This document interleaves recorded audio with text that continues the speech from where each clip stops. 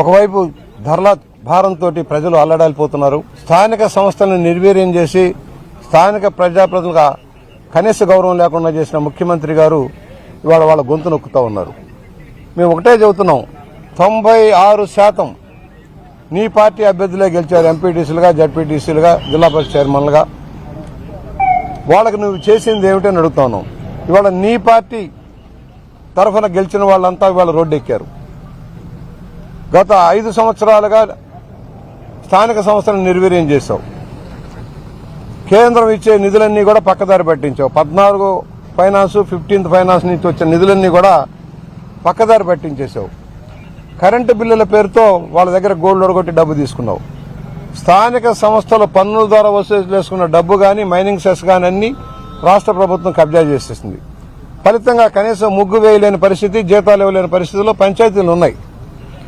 వాళ్ళు ఎన్నో రోజులుగా ప్రభుత్వాన్ని విజ్ఞప్తి చేస్తున్నారు, మా నిధులు మాకు ఇవ్వండి.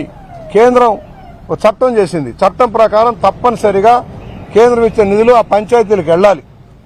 కానీ ఈ ప్రభుత్వం మొండికేసి కేంద్ర చట్టాలను కూడా ధిక్కరించి మొత్తం నిధులు వేల కోట్ల రూపాయలు రాష్ట్ర ఖజానాకి జమ చేసుకుంది.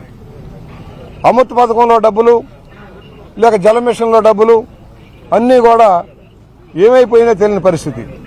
రాష్ట్ర ప్రభుత్వం ఇవ్వాల్సిన మ్యాచింగ్ గ్రాంట్లు కూడా వీటికి కూడా ఇవ్వాల. ఇవాళ సర్పంచ్ ఆందోళన చేస్తూ ముందుకు వచ్చారు. మా సమస్యలు మాకు గౌరవం లేదు, వాలంటరీ వ్యవస్థను పెట్టి మమ్మల్ని నిర్వీర్యం చేశారు, మా అధికారాలు కత్తెర వేశారు, చెక్ పవర్ లేకుండా చేశారు అని భయపడతా ఉంటే వాళ్ళని వాళ్ళు అరెస్ట్ చేసి పోలీస్ స్టేషన్లకు తరలించడం అమానుషం, అకృత్యం. చేతగాని ముఖ్యమంత్రి స్థానిక సంస్థల్ని రాజ్యాంగం ప్రకారం బలోపేతం చేయాల్సి వస్తే వాటిని నిర్వీర్యం చేసి తన పార్టీ ప్రచార ఆర్భాటాల కోసం వాలంటరీ వ్యవస్థను పెట్టి వాళ్ళ ద్వారా నీ పార్టీ ప్రచారం చేయిస్తా ఉన్నావు. ఇవాళ ఎవరైతే సేవా లక్ష్యంలో ఉండాల్సిన వాలంటీర్లు నీ పార్టీ అనుబంధ విభాగంగా మార్చి వాళ్ళ ద్వారా ఇవాళ పార్టీ ప్రచారాలు చేయిస్తా ఉన్నావు. నీ మీటింగులకు జనం రాకపోతే వాలంటీర్లు పెట్టి లబ్ధిదారులను బెదిరించి బొకాయించి వాళ్ళని తరలించుకొచ్చే పరిస్థితుల్లో ఉన్నావంటే ఎంత సిగ్గుచేటు ఆలోచించాలి. నీ పార్టీ నాయకులు, నీ పార్టీ కార్యకర్తలు చేయవలసిన పని వాలంటీర్లను పెట్టి డ్వాక్రా మహిళల్ని, ఆశా వర్కర్లను బెదిరించి బొకాయించి తెస్తే వాళ్ళు మధ్యలోనే పారిపోతా ఉన్నారు. ఇవాళ ప్రజా ఉద్యమాలు మొదలైనవి. మొన్నటిదాకా అణిచివేశావు. ఒక రాజ్యాంగ వ్యతిరేకంగా, చట్ట వ్యతిరేకంగా నువ్వు నిర్ణయాలు తీసుకున్నావు. సుప్రీంకోర్టు చెప్పినా, హైకోర్టు చెప్పినా కనీసం పట్టించుకున్న పాపాన పోలా. ఇవాళ వాళ్ళందరినీ అరెస్ట్ చేసి జైలుకు పంపించాలని చూస్తున్నావు. ఎన్నో కేసులు పెట్టారు. సుదీర్ఘంగా పోరాటం చేస్తున్నారు. రాష్ట్ర పంచాయతీ ఛాంబర్ కానీ, మున్సిపల్ ఛాంబర్ కానీ అన్ని కూడా ఉద్యమాలు చేస్తున్నాయి. నిర్వీర్యం. అసలు స్థానిక సంస్థలో రోడ్లు లేవు, కాలువలు లేవు, కేంద్ర ప్రభుత్వ పథకాలు అమలు కావడం లేదు. ఇలాంటి దౌర్భాగ్య పరిస్థితిలో మేము ప్రశ్నిస్తామంటే మా గొంతు నొక్కుతా ఉన్నారు. మాట్లాడనివ్వరు, మైకులు ఎవరు.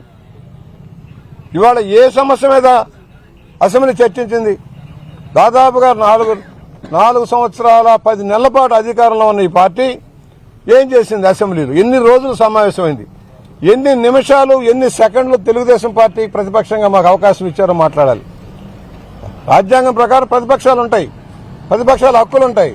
స్పీకర్ గారు, ముఖ్యమంత్రి గారు ఆదేశానుసారం నడుస్తాడు. వెన్నెముక లేని స్పీకర్ గారు ఆయన చెప్పినట్టే ముఖ్యమంత్రి గారు మైకులు ఇవ్వద్దు, మాట్లాడనివ్వద్దు, ఏ టీవీలో చూపించొద్దు, ఏ పత్రికలో రానియొద్దు. అసెంబ్లీ ప్రాంగణంలో ఇన్ని వేల మంది పోలీసులు ఎప్పుడైనా చూశారా మీరు ఎవరైనా? ముఖ్యమంత్రి గారి తాడేపల్లి ప్యాలెస్ నుంచి ఇక్కడికి కనీసం 4,000 మంది పోలీసులు పెట్టుకున్నాడు. ఇంత పిరికి సన్యాసి ముఖ్యమంత్రి, ఇంత భయపడే ముఖ్యమంత్రి ప్రజలకు అంత బ్రహ్మాండమైన సేవలు చేస్తే ఎందుకు ఇంతమంది పోలీసులు? నీకు ఎందుకు? నువ్వు కనీసం 10 మందిని నీ మీటింగులకి మొత్తం కూడా అధికార గణాన్ని బెదిరించి బొకాయించి పబ్బం గడుపుకుంటున్నావు. నీ మీటింగ్లో జనం నిలబడటంలా, డబ్బులు ఇచ్చినా, భోజనాలు పెట్టినా, బిర్యానీలు ఇచ్చినా, బ్రాందీ సీసాలు ఇచ్చినా ఎవడ నీ మీటింగ్లో నిలబడటంలా. ఒక మీటింగ్కి 5 జిల్లాల జనాన్ని తరలిస్తే పట్టుమని 20,000 మంది లేరు ఇక్కడ. అంటే నీ మీద ఎంత వ్యతిరేకత ఉందో రాష్ట్రంలో గమనించుకోమని కోరుతాను. నీ అనుబంధ సంస్థలన్నీ వ్యతిరేకిస్తా ఉన్నాయి. నువ్వు ఏదైతే సామాజిక న్యాయం పేరుతో కార్పొరేషన్ ఏర్పాటు చేసావు వాళ్ళంతా నిన్ను వ్యతిరేకిస్తా ఉన్నారు. కనీస విధులు లేక, నిధులు లేక తలడిల్లిపోతా ఉన్నారు. రాజకీయ పబ్బం కోసం కమిటీలు వేసావు, చైర్మన్లు చేశావు, బల్లా లేదు, కుర్చీ లేదు. ఏం సాధించావని నీకు మద్దతు ఇవ్వాలి? స్థానిక సంస్థలని, షెడ్యూల్డ్ తెగల్ని, బలహీన వర్గాలని, షెడ్యూల్డ్ క్యాస్ట్ని అందరినీ దగా చేశావు, మైనార్టీలతో సహా. ఒక్క పథకం అమలు కాల రాష్ట్రంలో. అది ప్రశ్నిద్దామంటే అవకాశం ఇవ్వడు. మేము చెబుతున్నాం, ఇలాంటి రాజ్యాంగబద్ధమైన చట్టసభనే నిర్వీర్యం చేసి, చట్టసభ గౌరవం లేకుండా చేసి, పోలీసు రాజ్యంగా మార్చి రాష్ట్రంలో నియంత్రణ పోగొడబోతున్న ఈ ముఖ్యమంత్రి గుణపాఠం చెప్పాలి. తక్షణం డిమాండ్ చేస్తున్నాం, అరెస్టు చేసిన సర్పంచులందరినీ రిలీజ్ చేయాలి. వెంటనే క్షమాపణ చెప్పాలి. వారి నిధులు కనీసం రాబోయే 6 నెలలైనా వాడు వాడుకొని అప్పుల పాలైపోయిన సర్పంచులు, ఎంపీటీసీలు, జడ్పీటీసీలకు రక్షణ కల్పించాలి. ప్రజల భారం మోసేదేమో సర్పంచులు, ఎంపీటీసీలు, జడ్పీటీసీలు, పెత్తనం చేసేది వాలంటీర్లని ప్రశ్నిస్తా ఉన్నాం. సచివాలయ వ్యవస్థ పెట్టావు, సర్పంచుల గౌరవం ఏది, స్థానం ఏది? ఎంపీటీసీలకు స్థానం ఏది? నిర్వీర్యం.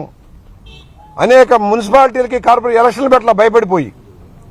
మా రాజమహేంద్రం ఒక ఎగ్జాంపుల్, ఎలక్షన్ లేదు. ఒక జడ్పీటీసీ ఖాళీ అయితే దానికి ఎలక్షన్ లేదు, ఒక సర్పంచ్ ఖాళీ అయితే ఎలక్షన్ లేదు. ఎందుకు భయపడుతున్నావు? నీకు అనుకూలమైన చోట దబాయించి ఓట్లు వేయించుకోగలిగిన చోట మాత్రమే ఎలక్షన్ పెట్టి, ప్రతిపక్షాలు బలంగా ఉన్నాయంటే ఎలక్షన్ పెట్టాలి. ఇలాంటి దుర్మార్గ ముఖ్యమంత్రి నేను చూడాల. రాక్షస పాలన అంతం కావాలి. స్థానిక మహాత్మా గాంధీ గారు చెప్పినట్టుగా, అంబేద్కర్ మహాశయుడు ప్రవచించినట్టుగా రాజ్యాంగ హక్కుల్లో, ప్రాథమిక హక్కుల్లో స్థానిక సంస్థలు కూడా బలోపేతం చేయాలి. స్థానిక సంస్థలు కోఆపరేటివ్ వ్యవస్థను నిర్వీర్యం చేశాడు. నామినేటెడ్ పోస్టులతోటి దోపిడీ చేస్తా ఉన్నాడు. ఆఖరికి సహకార రంగాన్ని కూడా సర్వనాశనం చేసిన ముఖ్యమంత్రి ఎవరున్నారంటే జగన్మోహన్ రెడ్డి. ఇలాంటి ముఖ్యమంత్రి గుణపాఠం చెప్పాలి. ఇవాళ మమ్మల్ని సస్పెండ్ చేసినంత మాత్రాన మా గొంతు నొక్కలేడు. ప్రజల మధ్యకి వెళ్తాం, ప్రజా పోరాటాల ద్వారా వైఎస్ఆర్ పార్టీ గుణపాఠం చెబుతాము. ఇలాంటి శాడిస్ట్ ముఖ్యమంత్రిని సాగనంపేదాకా పోరాటం ఆగదు. ఈ సర్పంచుల సంఘానికి మా పూర్తి మద్దతు ఇస్తున్నాం. అలాగే ఇవాళ ఆశా వర్కర్లు, అంగన్వాడీ వర్కర్లు అందరికీ కూడా దగా మోసం చేశాడు. వాళ్ళందరికీ కూడా న్యాయం జరిగేంత వరకు కూడా వాళ్ళకి మద్దతుగా ఉంటామని సవినయంగా మనవి చేస్తా ఉన్నాం.